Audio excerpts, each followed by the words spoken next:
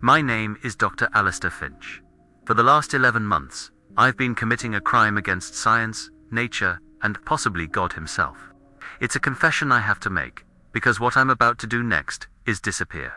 And if I do, the truth of what I saw in the high passes of the Himalayas cannot disappear with me. You see, since 1968, the monks of the Gomri monastery have been hiding a secret in their temple crypts. A living, breathing Yeti. Last month, they came to me, their eyes filled with a fear older than I am, and they asked me to take it away. They asked me to smuggle their god off the mountain before it could be dissected by the modern world. This is the story of how I said yes. This is my confession, because the world needs to know why the D'Zutha creature you call Yeti hides from us, and what it's truly afraid of. The answer has nothing to do with monsters, and everything to do with us. I promise you. By the end of this, you will understand. Before all this, I wasn't a criminal. I was just a ghost, haunting the highest places on Earth. I'm a glaciologist, a man who reads history in frozen water. But my real reason for being up here, at the roof of the world, was penance. My daughter, Sarah, died on Denali 5 years ago. A sudden storm, a mist hold. I was her spotter. I was on the radio with her, listening to the wind steal her breath away, helpless. I failed her. So now, I chase altitude. I fill my lungs with thin, biting air as a permanent reminder of my last conversation with her. I carry that cold inside me.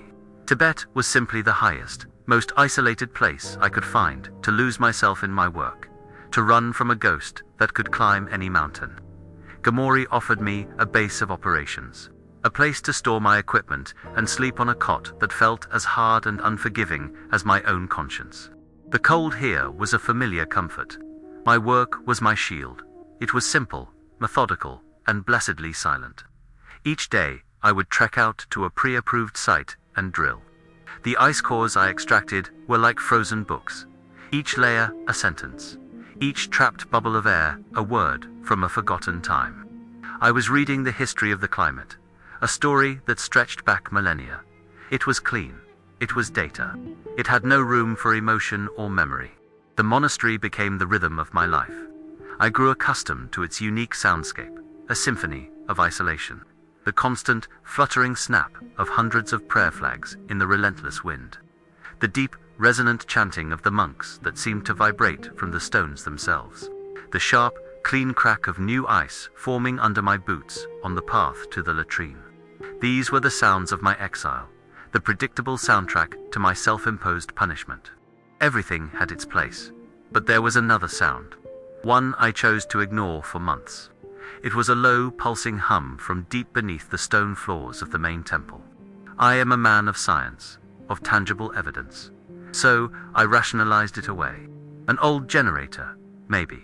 Hydropumps for the monastery's water supply. Perhaps something to do with the geothermal activity in the region. It was a background noise, a mechanical ghost in an ancient machine. I would lie on my cot at night and feel it more than hear it. A subsonic vibration that seemed to travel up through the legs of the bed and into my bones. I told myself it was my imagination, or just the mountain settling. In a place this old, this saturated with belief and ritual, your mind can play tricks on you. I was a scientist. I dealt in facts, not feelings. And the fact was, I was tired, I was grieving, and I was alone. That was explanation enough. Then, one night, the rationalizations ended. The hum was there, same as always, a low thrum against the silence. But it was followed by something new. Slight pause, a sigh. A deep, guttural, impossibly weary sigh that vibrated through the floor and up into my chest. It wasn't the sound of machinery. It wasn't the sound of the wind or the mountain. It sounded alive. It sounded ancient and full of a sorrow that dwarfed my own. I sat bolt upright in my cot, the hair on my arms standing on end. The air in my small room suddenly felt heavy, thick with a presence. I held my breath, listening, but there was only the familiar sound of the wind and the snapping flags. I didn't sleep for the rest of the night. My scientific certainty had been fractured by a single, mournful sound, and a cold that had nothing to do with the altitude began to creep into my heart. The next morning, the elderly abbot, Lobsang, came to me. He was a man who looked like he was carved from the mountain itself, his face a roadmap of wrinkles, his eyes holding a calm I'd always envied. He usually asked about my data, curious about the stories the ice told, but not this time. He just stood at the door to my small room, his hands tucked into the sleeves of his saffron robe, and looked at me. There was no question in his voice, only a quiet, urgent plea in his ancient eyes. He beckoned for me to follow. We didn't walk towards the main prayer hall or the kitchens. He led me to a part of the temple I had never seen, down a flight of stone stairs hidden behind a heavy tapestry depicting a wrathful deity. The air grew colder with each step, but also thicker, losing its clean, sharp bite and taking on the smell of damp earth, of wet fur, and something else. Something wild, as we descended into the gloom. The only sound was the soft shuffle of his slippers on the stone and my own ragged breathing. The low hum I had heard for months grew stronger, clearer. It wasn't mechanical at all. It felt organic, like the purr of some colossal cat. We stopped before a heavy iron-banded wooden door, the kind you see in medieval castles. It looked like it hadn't been opened in a century. Lobsang placed a frail, wrinkled hand on the wood. He turned to me, his gaze steady, and said something I will never forget. He said, "The mountain remembers what we forget. Dr. Rit holds the scars." Then he looked from the door to me, a silent question passing between us. He was giving me an out. I could turn around, go back to my ice cores and my data, and pretend that sigh in the night was just a dream. I could remain a ghost, but I didn't. I stood my ground. My heart was a frantic drum against my ribs, but some part of me, the part that was tired of running, knew this was a threshold I had to cross. Lobsang seemed to understand. He produced a large, rusted iron key, and with a groan of protest, the ancient lock turned. He opened the heavy wooden door, and a wave of cold animal-scented air washed over me. He didn't force me. He didn't speak. He simply held the door open and waited. And in that moment, I made my first real choice in 5 years. It wasn't a choice born of logic or science. It was a choice born of a sound in the dark, of an old man's desperate plea, and of a deep, sudden need to face something other than the ghost of my daughter. I didn't run. I took a breath, the cold air burning my lungs, and I stepped inside. I stepped into a cold, dark space, lit only by a few butter lamps that cast flickering, monstrous shadows on the stone walls. And there it was. It wasn't the roaring, aggressive monster of legend. Not the abominable snowman of grainy photographs and tall tales. It was an ancient, tired being, huddled in the far corner of the chamber. Its fur, once probably a brilliant white, was matted and yellowed with age, crisscrossed with a roadmap of old scars. It was huge, easily 8 feet tall, even while sitting, its broad shoulders slumped in what looked like exhaustion. But it was the eyes that held me. They were dark, impossibly deep. And they weren't the eyes of a beast. They held a profound, intelligent sorrow that I recognized instantly. It was the same grief I saw in my own reflection every morning. It was looking at me, not with aggression, but with a weary resignation, as if it had been waiting for a very, very long time. Lobsang's voice was a low whisper behind me, explaining everything in broken English. State security, increased surveillance, drones in the sky, sensors that could read the heat of a body through 100 feet of stone. Their secret, a sacred trust held for over 50 years, was no longer safe. The monks were too old, too few, and too closely watched. They could no longer protect him. They couldn't move him, but me. The foreign academic with a government-sanctioned research permit, with access to remote areas, with equipment, sleds, and a plausible cover story for being in the high passes. I was their only hope. They wanted me to move the Dizuda, to guide it across the glaciers, to a higher, more sacred, and utterly inaccessible sanctuary, known only to them. To them, it was not a cryptid. It was a refugee, a holy burden, and they were asking me to carry it. My entire world tilted on its axis. My science, my grief, my quiet routine, it was all meaningless in the face of this impossible reality. Here was a creature that science said couldn't exist, and a group of monks were asking me to help it evade the very civilization I represented. Every rational instinct screamed at me to run, to report this, to document it. But I looked from Lobsang's pleading face back to the ancient being in the corner. I saw the intelligence in its sorrowful eyes. I remembered the sigh in the dark. This wasn't a discovery. It was a responsibility. Running from this would be the same as running from Sarah on the mountain. It would be another failure, another act of cowardice, and I was done running. I gave Lobsang a slow, single nod. The pact was made. My silence was my first offering. My second was my life as I knew it. My entire world has been turned upside down, and this is only the beginning of the story. The truth of what this creature is, and what it showed me, is far more terrifying and beautiful than you can imagine. If you want to know what happened next, how I began to communicate with it, and the price of keeping this secret, please, stick with me. This story needs to be told. If you feel this is a story worth hearing, leave a like, subscribe to the channel, and share this confession with someone you trust. Your support means this truth won't be buried with me. Now, let me tell you about our ritual. My new life began the moment that heavy door closed behind me. The science, the data, the rigid logic that had been my armor for 5 years, it all felt like a child's toy in the face of what I had just agreed to. My work shifted immediately. My official research, drilling ice cores, became a meticulous paranoid cover for my real project, planning the escape of a being that shouldn't exist. My first task, however, wasn't about maps or logistics. It was about trust. I had to learn how to approach a god, or a monster, or whatever it was, huddled in the cold stone dark beneath the temple. The low, pulsing hum I felt through the floor of my room was no longer an anomaly to be explained away. It was a heartbeat, a life, and its continued existence was now somehow my sole responsibility. I had to build a bridge across an impossible divide, and I had to do it alone. Lobsang gave me the heavy iron key to the crypt, its cold weight feeling like a sentence in my palm. He also gave me my first set of instructions. Each morning, before the first chance, I was to prepare a meal. It wasn't simple food. It was a thick, pungent mash of fermented barley and bitter mountain herbs, mixed with a fine grayish powder he told me was for strength. My scientific mind screamed to take a sample, to analyze it, to understand its composition. But I knew that was the old Alistair. This act wasn't about analysis, it was about faith. To accept this task, I had to accept its terms without question. So I mixed the concoction in a simple wooden bowl, the strange, earthy smell clinging to my hands. This was my new morning ritual, the first step in a sacrament I didn't understand. My penance had found a new, and far stranger, purpose. The first time I descended those stairs alone was the most terrifying walk of my life. The key felt clumsy in my trembling hand. The lock groaned in protest, the sound echoing in the claustrophobic stone passage.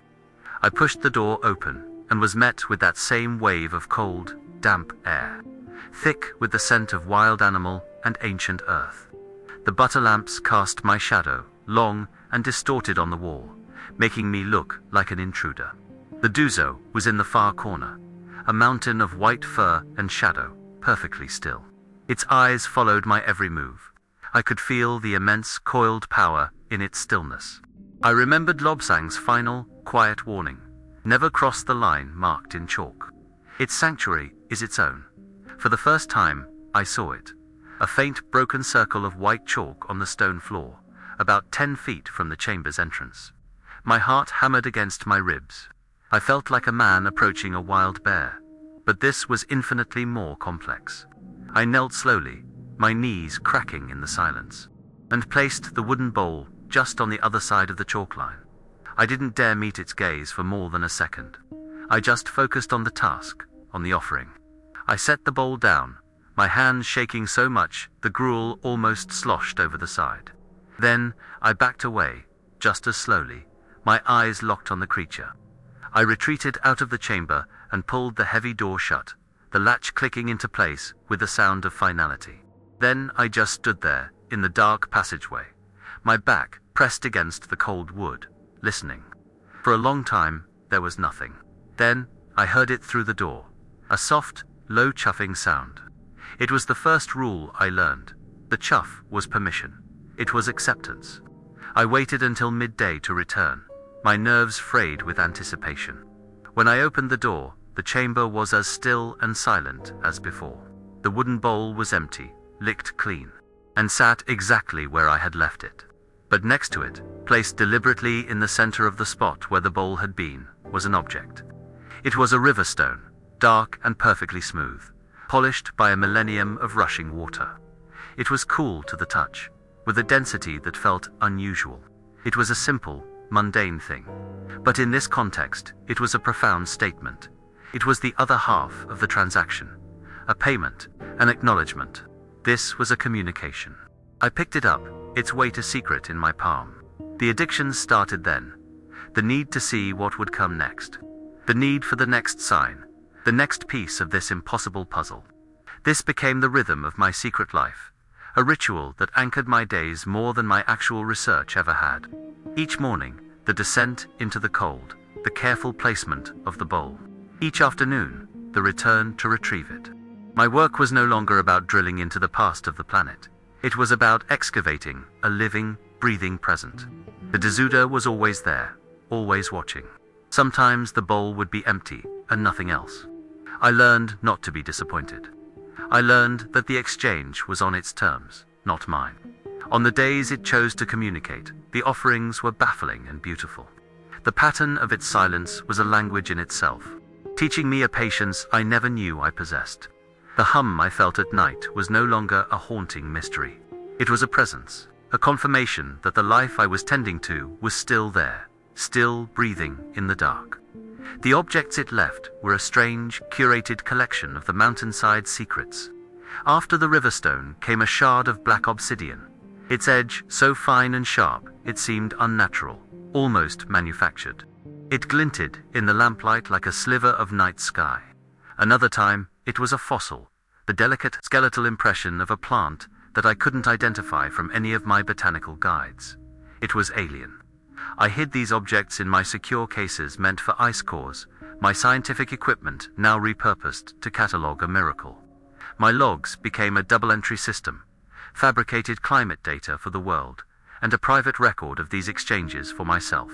I couldn't tell Lobsang this felt too personal.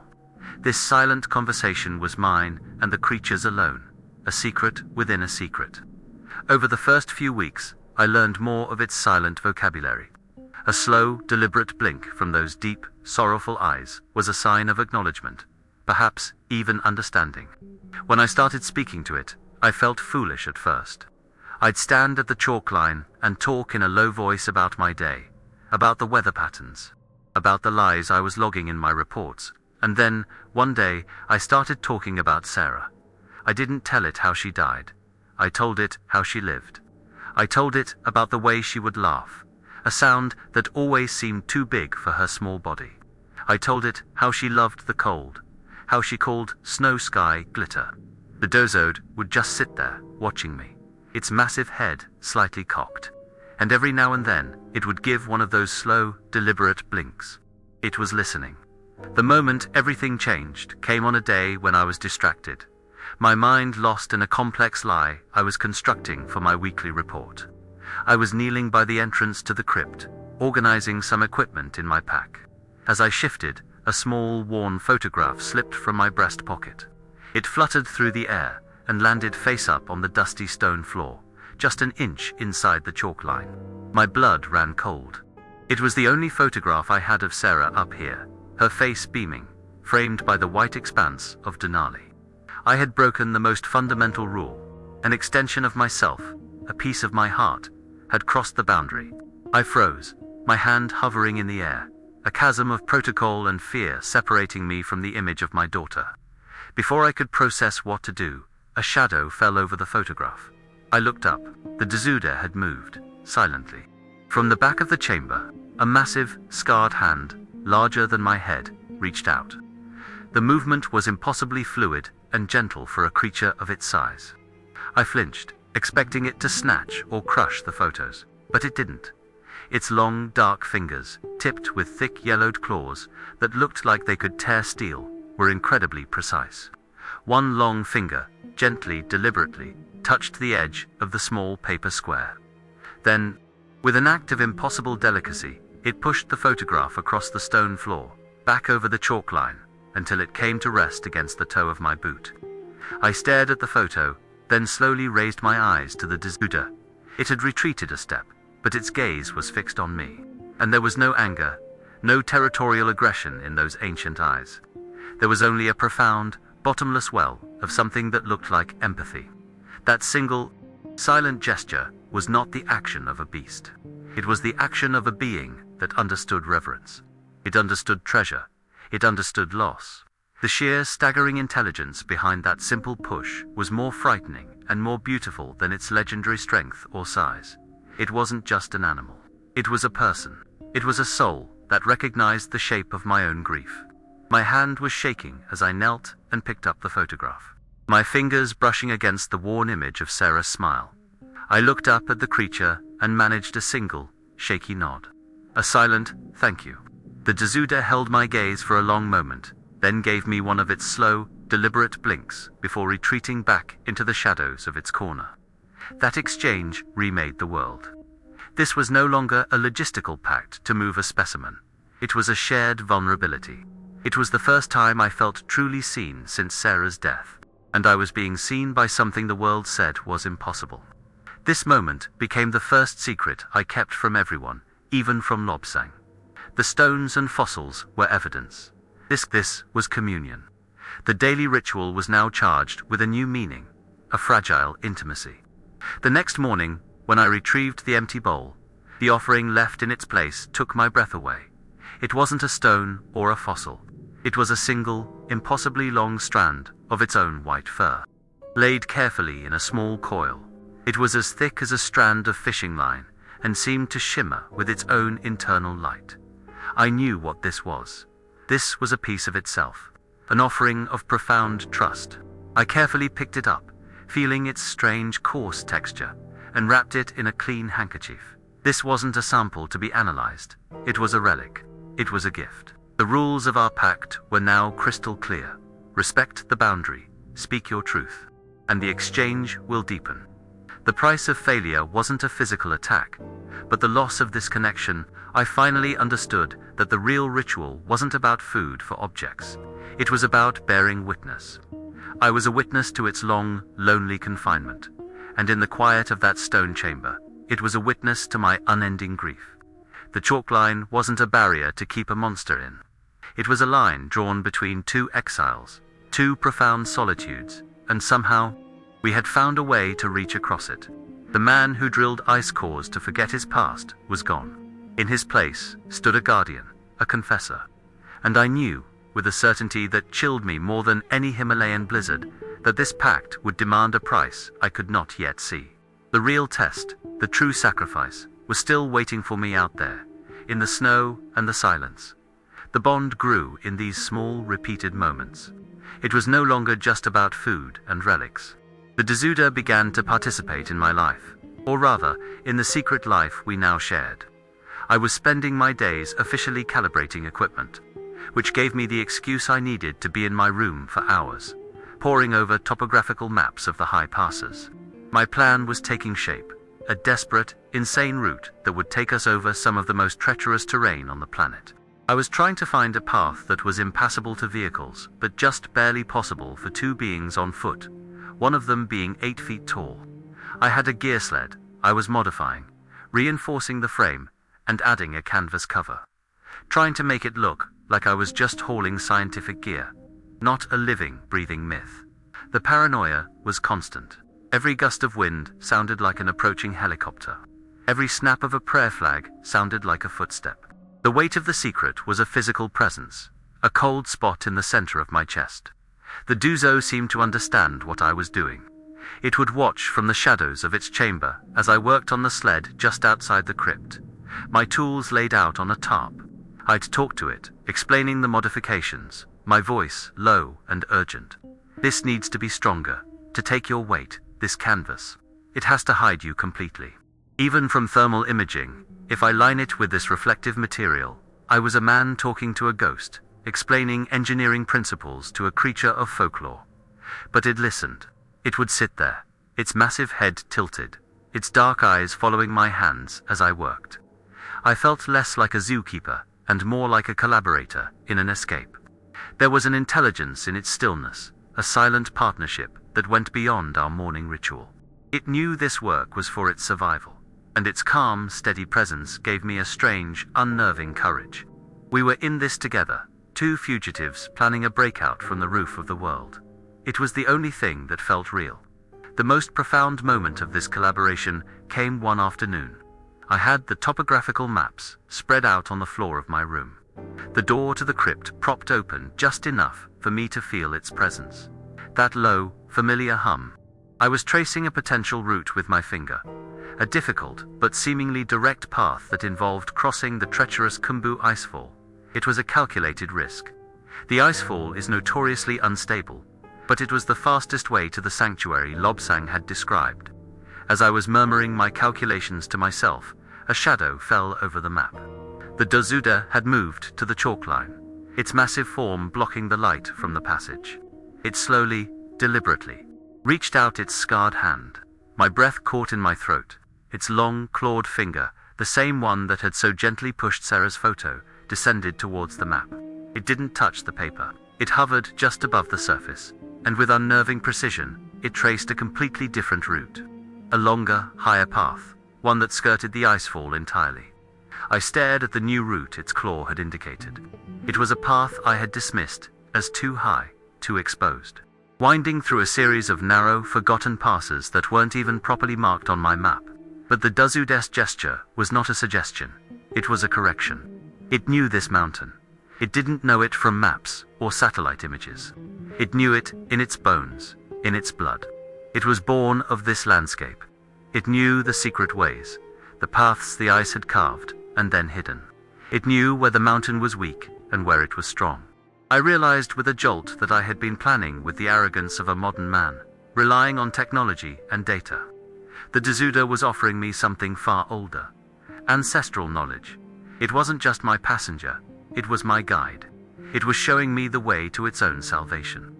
I took a red marker and carefully traced the new route. A line of trust drawn over a map of uncertainties. The plan was no longer just mine. It was ours. It was a pact written on paper. This new plan solidified my purpose, but also amplified my fear. The route it had chosen was more remote, which was good, but it would also take longer, which was bad. More days exposed, more chances for something to go wrong. The world outside the monastery walls was beginning to press in. Lobsang had grown more anxious, his calm facade cracking. He would speak of new eyes in the sky, of whispers from the village below about increased patrols along the border roads. The sky has new eyes, Doctor, he'd repeat, his voice a dry rasp. They are not looking for us, not yet, but they are looking. And a bright light in a dark room illuminates every corner, even the ones we wish to keep hidden. His words were a constant, chilling reminder that our quiet sanctuary was a fragile bubble in a world of surveillance and suspicion. My routine became a frantic race against an invisible clock. Each day I secured more freeze-dried rations, more fuel, checking and rechecking my gear with an obsessive focus that was bordering on madness. The Dazuda's own behaviors grew more unsettled, a mirror to the rising tension. It would sometimes freeze mid-movement, its great head cocked, its ears twitching as if listening for a sound that I couldn't hear, a frequency beyond my range. The deep, sorrowful look in its eyes seemed to intensify. There were days it would refuse to look at the northern face of the monastery, where a particular glacier hung like a frozen waterfall. If I mentioned it, it would turn away, a low guttural sound of distress rumbling in its chest. Its grief had a geography. The patterns it scratched in the dust of the crypt floor also became more complex, more urgent. They weren't random, they were intricate, geometric designs, almost like circuit boards or star charts. They were messages I couldn't decipher, a language of desperate geometry. These behaviors were hooks, pulling me deeper into its mystery, making me realize I wasn't just saving a creature. I was preserving a library of unknown knowledge, a history that was on the verge of being erased forever. Then the outside world finally broke through our fragile peace. The sound arrived first. It wasn't the familiar chop of a supply helicopter. It was a high-pitched, insistent whine, like a furious insect. I ran outside the monastery walls and looked up. It was a sleek, private helicopter, the kind used by wealthy adventure tourists, and it was landing not far from the monastery cliffs. Out poured a group of 4 people, dressed in bright, expensive mountaineering gear that looked like it had never been used. They laughed loudly, their voices sharp and alien in the sacred silence of this place. They were an intrusion, a violation. They treated the mountain like a theme park, a backdrop for their selfies. My first instinct was pure, protective rage. This was my sanctuary, our sanctuary. Their presence felt like a desecration, a shouting in a library, and I felt a primal urge to make them leave, to preserve the quiet that was so essential for our survival. My hand instinctively went to the small, smooth river stone in my pocket. One of them produced the source of the whining sound, a small quadcopter drone. It buzzed into the air, a metallic hornet darting and weaving against the stark blue sky. They were laughing and pointing, watching the feed on a small controller screen. I wanted to scream at them, to tell them to get their toy out of the sky. But I was the foreign scientist, a guest here. Any confrontation would draw attention to me, to my work, to the very secrecy I was trying to maintain. So I watched, helpless, my jaw clenched so tight my teeth ached. The drone zipped back and forth, filming the ancient walls of the monastery, the prayer flags, the vast, empty expanse of the glacier. It was a new kind of eye in the sky, a civilian one, but no less dangerous. It was unpredictable, flown by careless hands, and it saw everything in high definition. It was a tiny, buzzing harbinger of the modern world, and it was flying straight towards the heart of my most dangerous secret. The sound was a drill boring directly into my sanity. My heart stopped. The drone, guided by an unseen hand, began to climb the cliff face directly below the ventilation shaft. It was a small, grated opening, almost invisible from the ground, one of the few places that brought fresh air into the deep crypts. It was our most vulnerable point, a direct acoustic link to the Dezuda's chamber. I prayed the creature would remain silent, that it would understand this new, strange sound. The drone's whine grew louder, more insistent. As it hovered right next to the shaft, its small camera likely peering into the darkness. I could almost feel its electronic buzz through the stone, an invasive hum that was the antithesis of the Dezuda's organic, living pulse. I stood frozen in horror, watching the small black machine hover there. It was a standoff between centuries of secret-keeping and a moment of idle curiosity, and the curiosity was winning. I felt a wave of absolute powerlessness wash over me. The entire plan, 50 years of monastic devotion, could all be undone by a tourist's toy.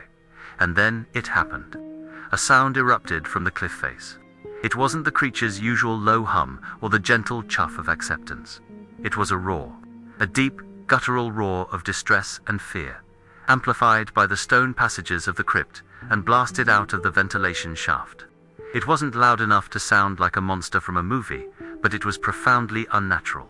It was the sound of a large, unknown animal in pain. The tourists below yelped in surprise, stumbling back. The man with the controller panicked, the drone wobbling in the air. They were pointing up at the cliffs, their faces a mixture of confusion and excitement. What was that? A wolf? A bear? I heard one of them yell. They were hooked. The mystery, instead of scaring them away, had captured their attention. I knew what would come next. An investigation. Questions. A report to the local authorities. The secret was bleeding out. The roar was a wound, and they were sharks that had just scented blood in the water. I had seconds to act. Panic is a cold, sharp thing. It cuts through reason and leaves only instinct. My eyes darted around, searching for a solution, a distraction, anything. My gaze fell upon a steep scree slope nearby, a treacherous bank of loose rocks and gravel held in place by a fragile equilibrium. It was unstable, dangerous. The old Alistair, the cautious scientist, would never have gone near it. But the old Alistair was gone. In his place was a guardian, a cornered animal willing to do anything to protect its own. Without a second thought, I started scrambling up the slope. My heavy boots slipped on the loose stones, sending a cascade of pebbles rattling down behind me. The tourists looked over, distracted for a moment by the new noise. "Hey, what's that guy doing?" one of them shouted. But I ignored them.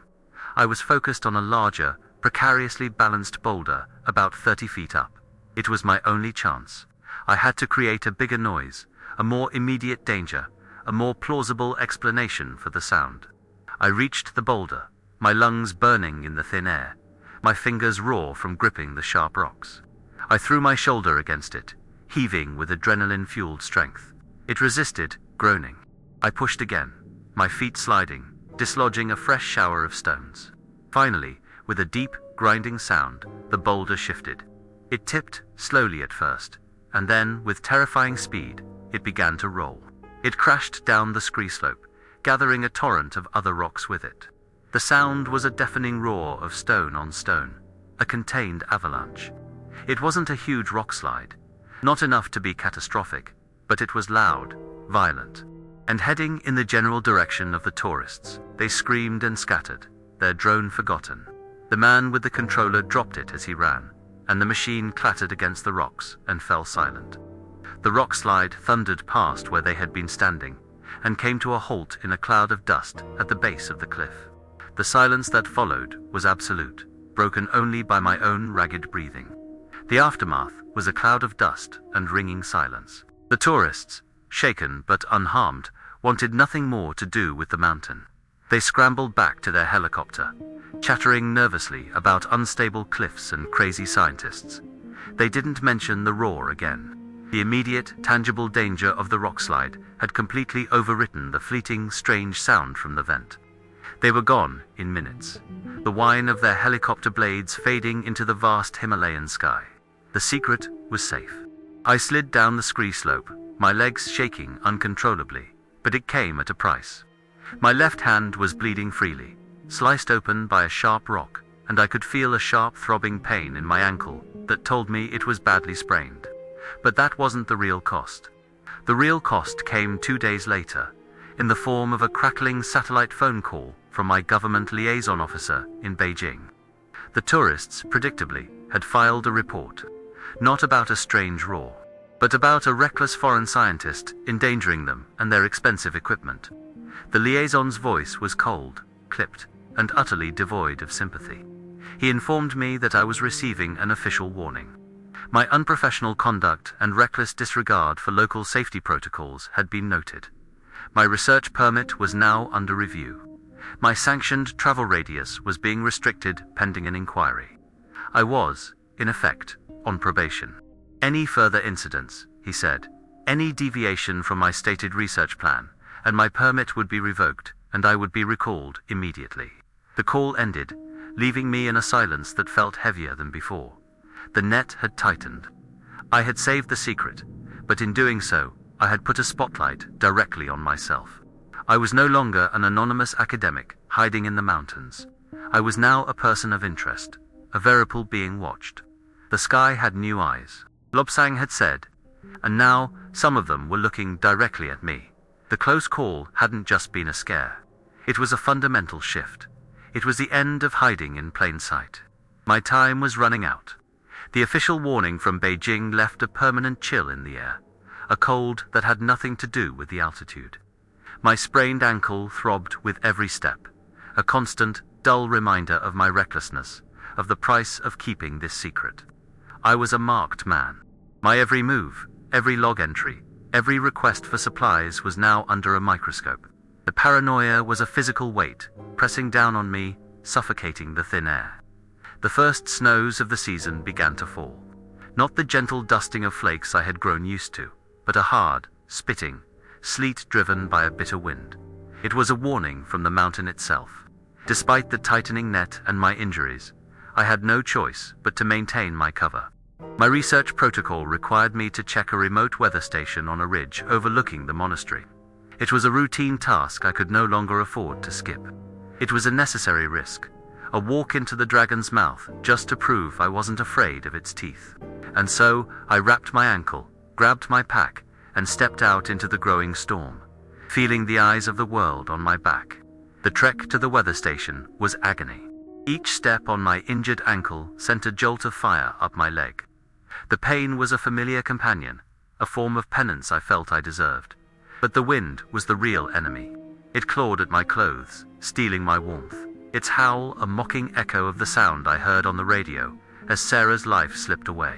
I pushed on, head down, focusing only on the next step, the next breath.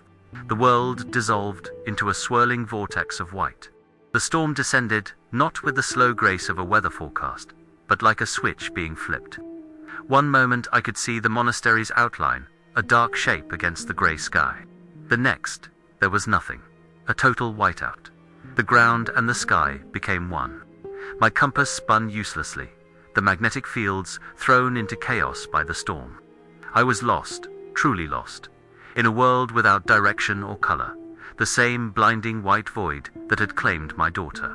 The thin, biting air I had once sought as punishment was now simply a thief, stealing the life from me. I tried the radio, my hand shaking so hard I could barely key the microphone. Static, only static. The same dead sound that had been my only reply from Denali. Disorientation set in fast. My scientific mind, the part of me that understood barometric pressure and wind chill factors, was useless. It was just me, my failing body, and the ghost of my daughter. Her memory more vivid and painful than ever in this swirling chaos. I could almost hear her voice in the wind, not a comfort, but an accusation. Asterisk, you're alone, just like I was. You failed me then, and now you're failing yourself. Asterisk, I stumbled on, calling out her name into the uncaring wind, a desperate, pathetic prayer to a ghost. The cold was no longer on the surface. It was sinking into my bones, a deep, final chill that was beginning to feel like peace. All my planning, all my secrets, the Dazuda, waiting in the dark. It was all about to be extinguished by a simple, stupid mistake, by my own arrogance. And then, I fell.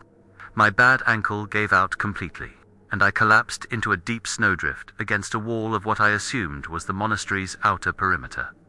I had made it close, but close wasn't enough. I didn't have the strength to get up. The fight just drained out of me. A strange sense of calm washed over me. The final, seductive stage of hypothermia. This was it. It felt fitting, almost poetic. To die the same way she did, alone on a mountain, swallowed by the cold and the white. My penance would be complete. I closed my eyes, letting the snow pile up on my chest like a blanket. My last thought was of the Duzo, alone in its stone prison. I had failed it, too. Another name on my long list of failures. I was so tired of running. I was ready for the silence. I let go. I felt myself drifting away on a cold, white tide, finally succumbing to the ghost I'd been chasing for 5 years. The storm roared, and I began to fade into its sound. But a new sound cut through the howl of the wind. It wasn't the mountain. It was a sharp, grating creak, the sound of old frozen wood and rusted iron being forced to move. It was a sound of intention. I forced my heavy eyelids open. A few feet from me, a vertical slit of dim yellow light had appeared in the white wall of the blizzard. It was impossible. There was no door here. I knew every inch of this outer wall. I blinked, convinced I was hallucinating, that this was the proverbial light at the end of the tunnel. My dying mind creating a final, false hope. But the light was steady, and the sound had been real.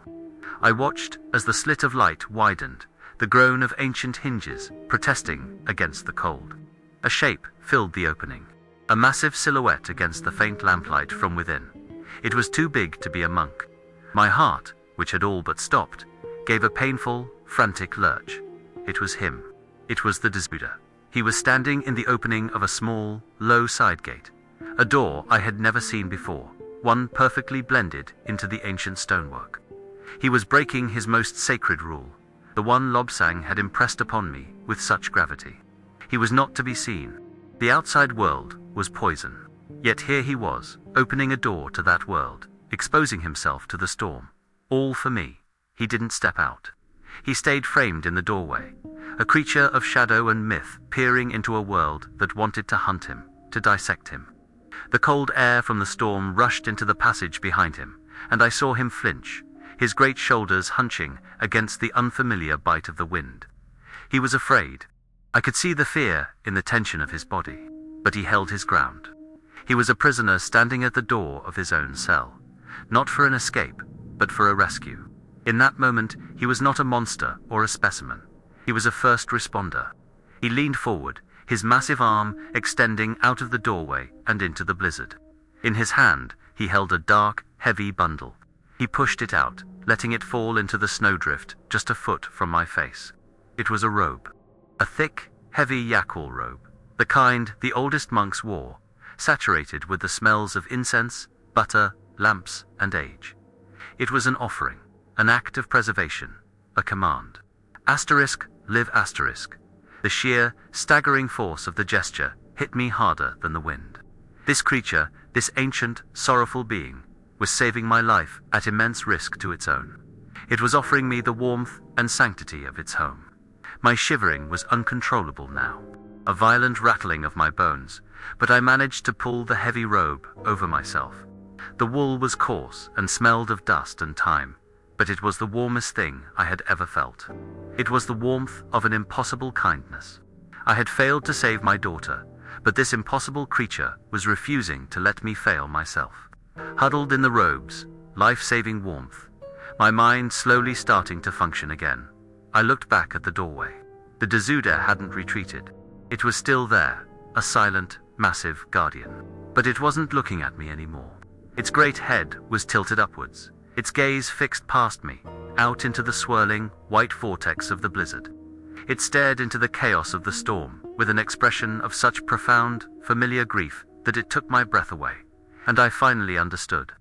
I had always thought its sorrow was for its confinement, for its solitude. But it was more than that. I was grieving a person, a single, devastating loss. It was grieving something bigger.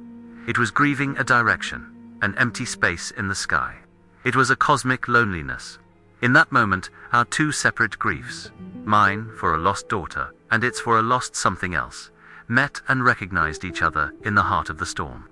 We were two shipwrecked souls, stranded on different shores of the same empty ocean. Later, shivering uncontrollably, but alive, I stumbled back through that secret door into the relative safety of the crypts. The Dezuda retreated to its corner, leaving me to recover. As I sat there wrapped in the heavy robe, my eyes fell upon its left hand. In the flickering lamplight, I saw what I had missed before. It wasn't just scarred, it was mangled. Two of its long, thick fingers were completely gone, ending in scarred, melted-looking stumps. The entire hand was a mess of twisted tissue. Skin that looked like it had been both crushed and burned. This was not an injury from a snow leopard or a fall on the rocks. It had the brutal, ugly signature of a mechanical failure, of being caught in wreckage, of fire and twisted metal. It was the hand of a survivor, not of a wild animal, but of a crash. The thought was so alien, so insane, that I tried to push it away, but the image of that ruined hand was seared into my mind. It was a piece of the puzzle that didn't fit the picture of a simple mountain cryptid. It was a clue to a much more violent and technological history. That single, mangled hand recontextualized everything. It was a key that unlocked a new way of seeing. My gaze drifted from its hand to the floor of the crypt, to the strange, intricate patterns it was always scratching into the dust with a shard of rock. I had dismissed them as a symptom of boredom, a captive animal's repetitive behavior. But now, with my mind sharp with adrenaline and a new, terrifying clarity, I saw them for what they were. I stood up, my sprained ankles screaming in protest, and walked to the chalk line. I looked down. They weren't just geometric patterns, they were star charts. I recognized the shapes of Orion and the Big Dipper, but they were subtly wrong. Their positions slightly altered, as if viewed from a different point in space or time. And in every single drawing, the same detail was repeated. A specific, unremarkable star in a distant constellation was circled. And then, with what looked like furious, angry strokes, it was scratched out, obliterated. It wasn't a drawing. It was a map of loss. A gravestone for a dead star, or a lost home. The truth of it settled on me, not with a sudden shock, but with a slow, dreadful certainty that made the Himalayan cold feel like a warm summer breeze. The sigh in the night, the sorrow in its eyes, the strange, manufactured-looking relics it gave me. the mangled hand, the star charts, the cosmic grief. I was no longer just a courier smuggling a rare species. I was the sole witness to a silent cosmic tragedy. I was the keeper of a secret that didn't belong to this world. My mission had changed. It wasn't just about saving a creature from dissection. It was about preserving the last testament of a lost world. My grief for Sarah, which had defined me for 5 years, suddenly felt both infinitesimally small and universally understood. I was no longer a man running from a ghost. I was a man standing watch for a refugee. The stakes were no longer just life and death. They were memory and oblivion. What I've just told you was the turning point. It was the moment this stopped being a story about a monster and started being a story about a soul. The clues were all there, but I was too lost in my own pain to see them. Now, I see everything, and what I saw next, the forces that began to close in on us, were far more terrifying than any mountain storm. If you are starting to understand the weight of this secret, if you feel the importance of this story in your own bones, please help me keep it alive. Leave a like on this video, subscribe to the channel so you don't miss the final parts of this confession, and share it. People need to know what's really hiding in the empty spaces of our world. Stay with me. The final act is about to begin. Our time ran out with the sound of grinding gears and diesel engines. It was not a sound that belonged here. A convoy of olive-drab military trucks, their tires churning the pristine snow into brown slush, snaked its way up the mountain road. They parked in a ruthlessly efficient formation just outside the monastery gates. A stark, mechanical intrusion against the ancient stone. Chinese state security. Their cover story, delivered with cold politeness, was a geological survey, but their equipment told a different story. It wasn't for drilling rocks, it was for finding life. Thermal drones, ground-penetrating radar, mobile seismic sensors, and biometric scanners. They were setting up a net, and the monastery was right in the middle of it. The fragile peace I had fought for was shattered, not by a rockslide, but by the quiet, methodical arrival of men with sanctioned authority and the technology to see through walls and secrets. Lobsang's warning, "The sky has new eyes," was no longer a prophecy. It was a field report from the front line of a war I had just realized we were losing. The officer in charge introduced himself as Colonel Wei. He was a man who seemed to be made of the same cold, hard material as his equipment. He wasn't a brute. He was worse. He was pragmatic, intelligent, and his eyes missed nothing. They swept over the monastery, the monks, and then they settled on me. In his calculated world, I was the variable he couldn't control. The sole Westerner, the academic with a recently flagged permit. I was the anomaly before he even started looking for the real one. His first act was to politely request a full review of my research permit, my daily logs, and my communication records. The paranoia that had been a low hum in my mind for weeks now became a screaming siren. Every fabricated data point in my logbook, every lie I had told over the satellite phone, felt like a confession waiting to be read. He held my life's work, my cover story, in his hands, and I could see him searching for the cracks, the inconsistencies that would give me away.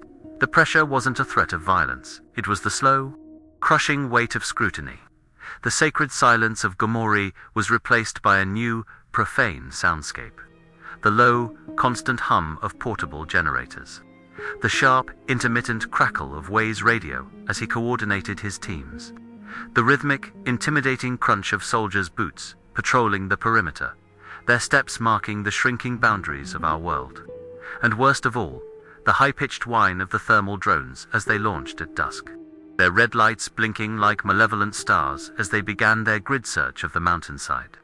I would stand outside my small room and watch them, feeling utterly naked and exposed. These were not the careless eyes of tourists. These were the cold, calculating eyes of the state, capable of seeing the heat of a living body through 100 feet of stone. The crypt, our sanctuary, now felt like a tomb. Every stone that had once offered protection now felt like a witness, about to betray the impossible secret it held. The whole mountain was being X-rayed, and I knew it was only a matter of time before they found a shadow that didn't belong. Colonel Wei's questions were as precise and penetrating as a drill bit. He'd find me during my work, his tone casual, but his questions loaded with intent. "Dr. Finch," he said one afternoon, holding a tablet displaying a map of the area, "we've been tracking anomalous energy signatures from this quadrant for months. A low-frequency, pulsating hum. Your field is glaciology, but perhaps you have a theory. Geothermal activity. A forgotten piece of Soviet-era hardware." My heart hammered against my ribs. He was describing the Dezuda's life force, the organic pulse I felt through the floorboards, and asking for a scientific explanation. I stammered something about resonant frequencies in deep-seated ice caverns, a theory so flimsy it felt like paper in a hurricane. I could see in his eyes that he didn't believe me. He was testing me, baiting me, watching how I would lie. Each conversation was a high-wire act over a chasm of discovery, and the wire was getting thinner with every word I spoke. The pressure wasn't just on me. It was a suffocating blanket thrown over the entire monastery. Colonel Wei was respectful to Abbot Lobsang, but it was the respect a biologist shows a rare, aging specimen he is about to pin to a board. He questioned the monks about their history, their traditions, their knowledge of the mountain. He spoke of the monastery as a site of immense cultural value, that the state had a vested interest in preserving and understanding. It was a veiled threat, a reminder that this sacred ground was, to him, just property. I watched the monks, their faces carved with a composure perfected over lifetimes of meditation. But I could see the terror behind their calm. They answered Wei's questions with simple, unwavering non-answers, their silence a form of passive resistance. But we all knew it was a losing battle. Their faith was no match for his frequency scanners. The pact I had made with them, a pact of secrecy, was now putting their entire way of life, their very home, in jeopardy. The first near disaster happened on the third day.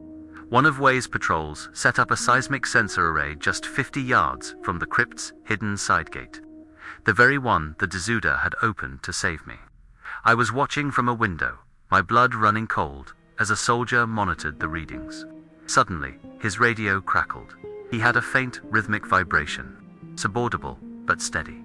A heartbeat Wei was there in minutes. He looked at the readings. Then, at the sheer cliff face, a frown creasing his brow.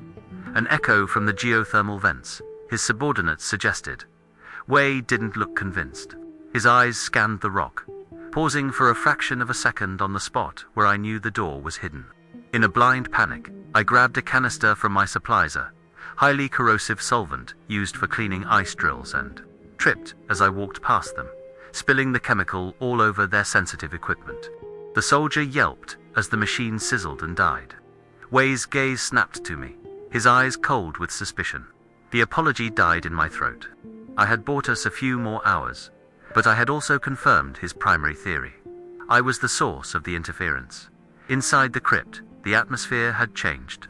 The low, comforting hum of the Duzu was gone. The chamber was filled with a dead, oppressive silence. It knew it could hear the boots, feel the vibrations of the generators. It was trying to make itself smaller, quieter, to disappear into the stone. Our morning ritual became a frantic, whispered exchange in the dark. I would slip down the stairs in the pre-dawn hours, my heart in my throat, terrified a patrol would spot the light from my lamp. The creature was agitated, its massive form pacing restlessly in its corner. It would take the food, but there were no more offerings of stones or fossils. The communication had ceased. The trust was still there. I could see it in its eyes, but it was overshadowed by a primal fear we both shared. It would just look at me, its gaze a desperate, silent plea. The pact, our fragile bridge of trust, wasn't broken, but the weight of the world closing in on us was threatening to make it collapse. The shared grief that had connected us was being replaced by a shared, imminent terror. The psychological toll was becoming unbearable. I stopped sleeping for more than an hour at a time, jolting awake at every sound, convinced they were coming, that the heavy wooden door was about to be blasted off its hinges. My reflection in the mornings showed a haunted man, my eyes wide with paranoia, my hands trembling. The weight of my deception was crushing. I was lying to Colonel Wei, to my own government, to the scientific principles I had dedicated my life to. And for what? To protect a being whose existence would rewrite human history, but whose capture felt like a profound moral crime. I would clutch the single strand of white fur it had given me, the last relic from our time of peace, and be swamped with guilt.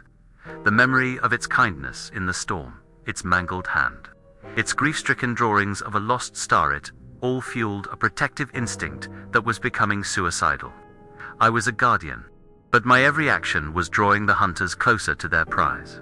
I was failing again, and this time, the life I was failing to protect was not just one soul, but perhaps the last of a kind. The final ultimatum was delivered without ceremony.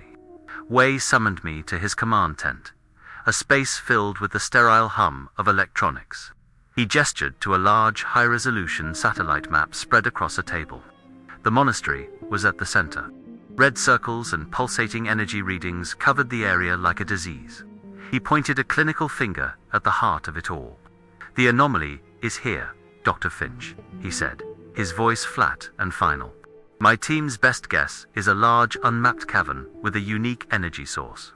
My orders from Beijing are clear. We are to identify and secure the source. Tomorrow morning, we bring in the heavy drilling equipment. We will excavate if necessary. Excavate."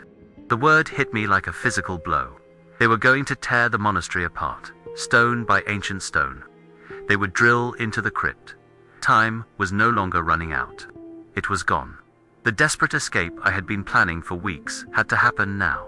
Not next week, not tomorrow, but tonight. Under the cover of the coming storm, I left Wei's tent, the world moving in slow motion. The wind was picking up, carrying the smell of snow and ozone. A storm was coming. The same kind of storm that had nearly killed me. It was our only cover, our only chance. I found Lobsang in the main prayer hall, lighting butter lamps. The look on my face was all he needed to see. "Tonight," I whispered, my voice hoarse. He simply nodded, his face a mask of grim acceptance. The mountain is not the map. The thought echoed in my mind. The Dezuda's silent correction on my map, now a guiding principle. Wei and his soldiers had the technology, the firepower, and the authority. They had maps and sensors and orders. But we had the mountain, and we had a guide who knew its oldest, darkest secrets. My choice was made. I would break my research permit, my government contract, and every law of man and science. I would become a criminal, a fugitive, and lead a myth into a blizzard. It was an act of insanity, an act of faith, and an act of love. And it was the only way. My pact was about to be fulfilled. And I knew my own life was the final offering. Under the blinding fury of the storm, we moved. The gear sled, heavy with the Dezuda's hidden form, was a dead weight against the screaming wind. My sprained ankle was a white-hot agony, but the adrenaline was a fire of its own. We were in a high ice pass, a place of jagged seracs and bottomless crevasses. Following the route, it had shown me a path of ghosts. The blizzard was our shield, our cloak of invisibility. But it wasn't enough. A beam of intense white light sliced through the swirling snow, pinning us like insects. Then another, and another. They had us. Searchlights from above, and the dark shapes of soldiers materializing from the whiteout below. Colonel Wei, his voice cutting through the howl of the wind via a megaphone, was a disembodied god of judgment. "Dr. Finch, it is over. Step away from the sled. Do not force me to escalate this." His words were calm, final. The mountain was no longer our ally. It had become a cage, lit by the cold, unforgiving light of the modern world. My desperate gamble had failed. I stood my ground, a pathetic, freezing figure between a line of soldiers with thermal scopes and a living myth huddled under a canvas sheet. I could hear the Dezuda's low, distressed rumble from within the sled, a sound of pure terror. My mind raced, searching for an escape that didn't exist. There was nowhere to run. Surrender meant its dissection, its soul pinned to a board and catalogued. Fighting meant our immediate deaths. Wei's voice came again, closer now. "Doctor, you have committed a serious crime, but you can mitigate the damage. Help us understand what you are transporting. It will be better for you." And for it, it was a lie, the sterile promise of a butcher to his cattle. I looked at the soldiers, their rifles raised, and I saw the end of a 50-year-old secret. I saw my own failure written in the snow. I had led it from its prison cell straight into a firing squad. My grief for Sarah, my quest for penance, it had all led to this final, pathetic failure. I was about to fail another soul on another mountain. Then, the sled's canvas cover was pushed aside from within. The Dazuda rose to its full, magnificent height, ignoring the soldiers, ignoring their shouted warnings, and the sudden scramble as they raised their rifles. It turned its back on them completely, a gesture of profound, ultimate disregard. It faced me. The searchlights cast its shadow, long and monstrous across the ice, but its eyes held no monstrosity, only an urgent, desperate need to communicate. It raised its mangled left hand, the one with the 2 missing fingers, the one that spoke of fire and twisted metal. It held it up for me to see, a stark reminder of its past trauma. Then, its clawed finger pointed upwards, towards a brief, impossible break in the storm clouds, to the cold, black patch of sky where the missing star in its dust drawings should have been. Then, it lowered its hand and pointed one long, scarred finger directly at its own massive heart. Its sorrowful eyes held mine, pleading, and the truth hit me with the force of an avalanche. The energy signature, the 50-year seclusion in the crypt, the mangled hand, the grief, the star chart. It all crashed together in my mind, a horrifying, beautiful, paradigm-shattering revelation. I whispered the words, a prayer, into the wind. Oh God, you're not a cryptid, you're a refugee. The 1968 date wasn't when the monks found it. It was when it crashed. It was when its last companion, maybe its whole family, died. The monks weren't hiding a monster from the world. They were hiding a survivor, the last of a kind, from us. Its fear wasn't of being discovered. Its fear was of what we would do when we found it. A fear born from a violent first contact that left it scarred and alone. We weren't the discoverers, we were the threat. We were the reason it was hiding. The reason for its unending cosmic grief was not just a lost home, but a home it could never return to. Its history ending here, in the cold, on this hostile world. In that final, clarifying moment, I knew what I had to do. My penance wasn't about dying like Sarah. It was about choosing to save a life when I had the chance. I met Colonel Way's hard stare across the snow. I gave him a slow, defiant nod. Then, with a scream that was part rage, part grief, I ripped open my jacket. I grabbed the emergency locator beacon from my belt, my last resort, my lifeline, a device that would bring my own government crashing down on this party. I triggered it, its piercing electronic shriek cutting through the storm, broadcasting a diplomatic incident to the world. Simultaneously, I pulled out my satellite phone and my data recorders. I raised them high, and with all my remaining strength, I smashed them against the sharp edge of a glacial ice block. The crunch of plastic and circuits was the most satisfying sound I have ever heard. I had just destroyed my career, my reputation, and my freedom. It was the only choice I had left. It was a choice for sanity in a world gone mad. A choice for a soul in need. The effect was immediate and beautiful chaos. Way's soldiers lowered their rifles, confused. Their orders were to secure an anomaly, not to engage in an action that would create an international incident with a Western scientist whose distress beacon was now screaming for rescue. Way swore, his cold composure finally breaking. He was shouting into his radio, the words lost in the wind. His neat, orderly operation, now a tangled mess of geopolitical protocol. This was the window. The Dazuda, which had watched my act of self-destruction with its slow, intelligent eyes, gave me one last, deliberate blink. It was a look of gratitude, of understanding, of farewell. Then, with a speed that defied its size, it turned and vanished into the storm, climbing with impossible agility towards a sheer, ice-covered peak that I knew was impassable to any human.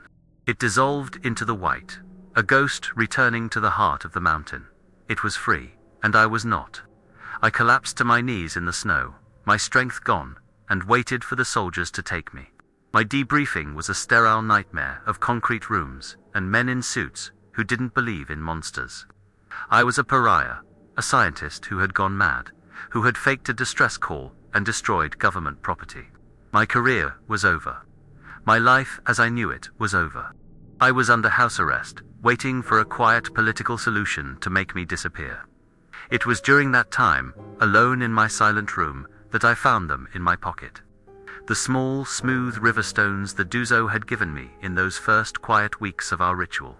I had kept them, their weight a familiar comfort.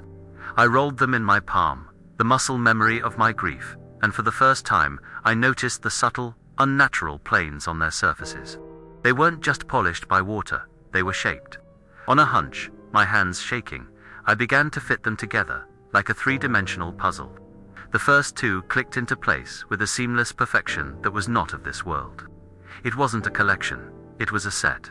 One by one, the 5 stones fit together, their dark, smooth surfaces forming a single, seamless, palm-sized ovoid object. It was cool and heavy in my hand, a perfect, alien form. And as the last piece clicked into place, I felt it. A vibration, a low, pulsing hum that resonated up my arm and into my chest. It was the same hum, the same organic, living pulse I had felt through the stone floors of the monastery, the one Colonel Wei's sensors had detected. It wasn't a gift of river stones, it was a broken piece of its home, a piece of its technology, or its ship, or something far beyond my comprehension. It had been giving me the shattered fragments of its past, the only way it knew how.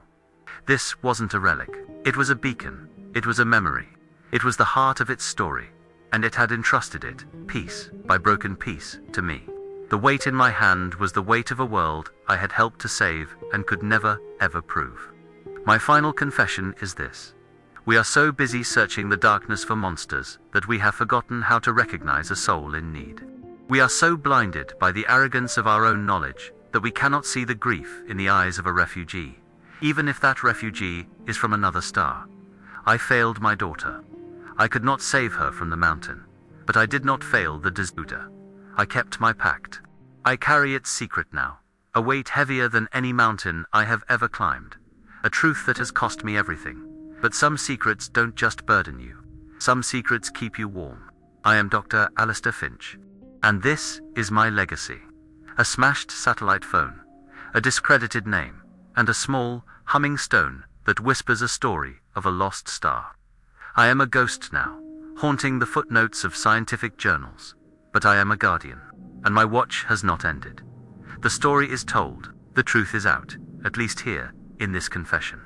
Whether you believe it or not is no longer my burden. My only hope is that it survives. That this story, this truth, doesn't disappear with me. If what I've shared with you tonight has moved you, if you believe that some secrets are worth fighting for, then please, help this confession live on. Leave a like to show your support, subscribe to this channel for more truths from the shadows, and share this with someone you know would understand. And please, stay. The next video, recommended on your screen now, is another confession that deserves to be heard. Thank you for listening. Thank you for being a witness.